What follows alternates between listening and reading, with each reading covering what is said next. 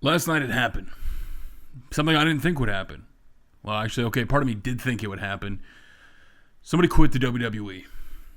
Up and just gave up. For those that don't know, my name is Eric. Welcome to the channel. We're going to talk about this man quitting the WWE. And one of the reasons I want to talk about him quitting the WWE is kind of a big deal, because this goes back to what, up until everything that happened, for those that don't know, Max Landis had made a huge thread about this. Max Landis started freelancing for WWE a few years ago, and he's one of the writers I've followed. Kind of like the way he does. I followed his writing series, and he kind of talked about the character of Kevin Owens. Kevin Owens being this character who is a scared, petulant child who blames others, who, projects on other people. He chased after Sami Zayn in his title. He said, "You made me do this, Sami," when he injured Sami.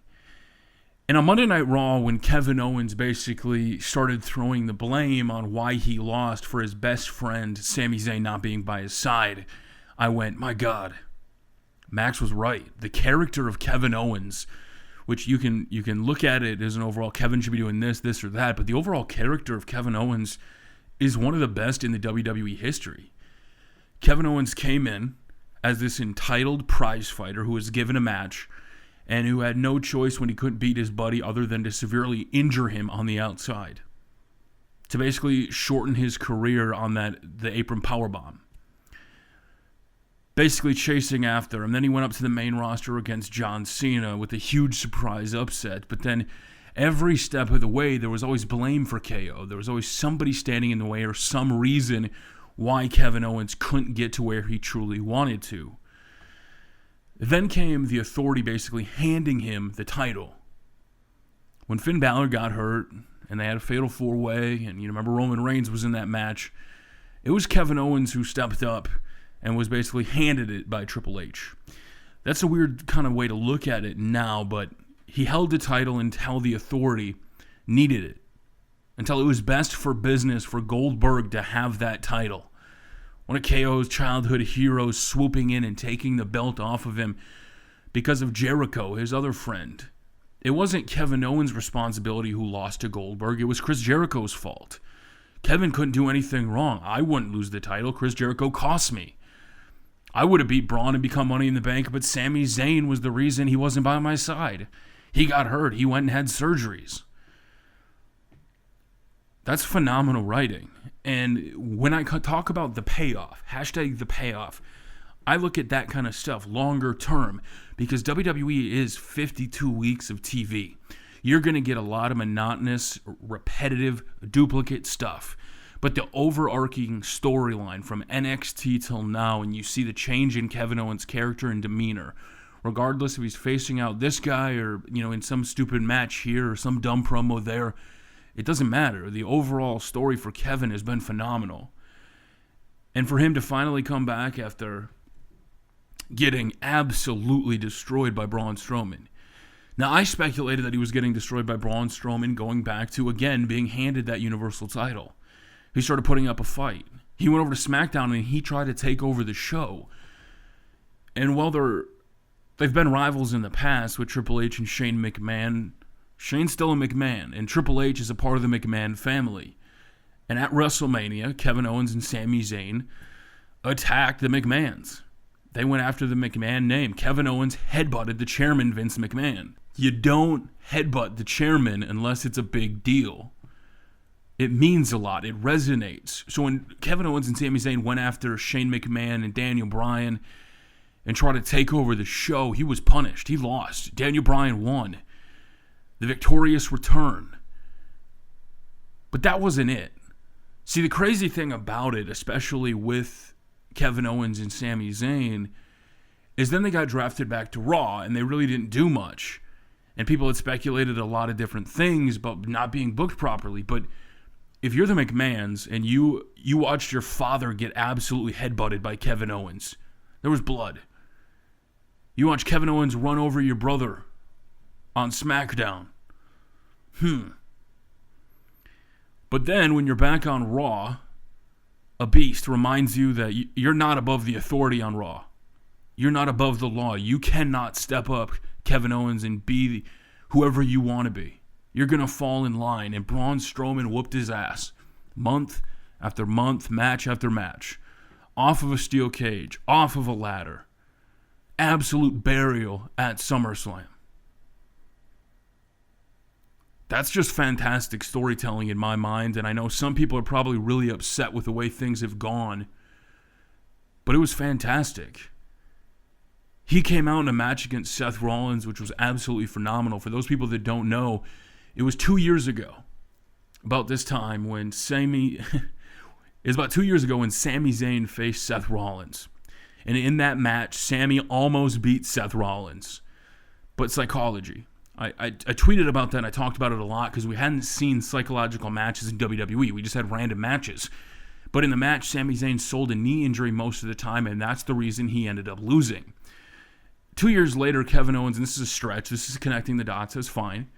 But 2 years later, Kevin Owens is working on the shoulder, the arm of Seth Rollins, almost winning. He had the match pretty much in the bag until he had to show off and go for that moonsault. Kevin Owens cost himself. It wasn't Sami Zayn. It wasn't Chris Jericho. It wasn't anybody else. It wasn't childhood hero Goldberg. Kevin Owens cost Kevin Owens. That's a phenomenal evolution in the WWE. That's the way I look at it, at least. Maybe I'm wrong. Maybe I'm looking at it this completely wrong. Zayn and I should just shut up and just complain that Kevin Owens isn't getting booked. But if you look at it logically, if you look at it like that, if you look at the overarching story from WrestleMania to WrestleMania and the journey KO has done the last couple years, being the United States champion, the Intercontinental champion, handed the Universal title, basically holding it and getting Chris Jericho over. The list was one of the best segments of all time. But he still wasn't that true champion. He always had a way to keep skating by until Braun Strowman. The monster among men humbled Kevin Owens more than I think Kevin Owens was ever ready for. That prize fighter, Kevin Owens, who came into the WWE and NXT and destroyed people, the one that pushed everybody around and bullied people and did whatever he could to get his way, he finally met somebody that could kick his ass. And what did he do? At the very first opportunity of failure, after not blaming people, going out against Braun Strowman, Kevin Owens became Kevin Owens, the character. Tweeted about Shania Twain constantly, wasn't focused in the ring, had an easy way to skate by and get the money in the bank. The Authority, Stephanie, gave him the match. She thought it was interesting. Kurt Angle wasn't going to do it. A way to lure Kevin Owens in for the beatdown. And it sucks that a lot of people don't see that. If you go back and watch the WWE Network, which is only $9.99 by the way, you see a lot of this stuff. You see Mick Foley getting added to a match at WrestleMania, which makes the fans happy, but it's just a way for the Authority or the business to keep control. It's a way for the Authority, wasn't called the Authority back then, but for the company to do what was best for business, but still make the fans happy. It's phenomenal booking and storytelling. I love it, and I couldn't be happier. I get if you're a Kevin Owens fan, you're probably frustrated right now. You're ticked. You can't believe he got buried at SummerSlam. He deserves better than this. But when you stick up to the boss, when you headbutt the boss, when you go after the boss's son, when you try to viciously attack and do whatever you want, you learn you can't do that forever. And when you finally meet that person that you can't get past, and they whoop your ass, and you're reeling, the true cards came out. And Kevin Owens took his ball, and he ran home. He quit.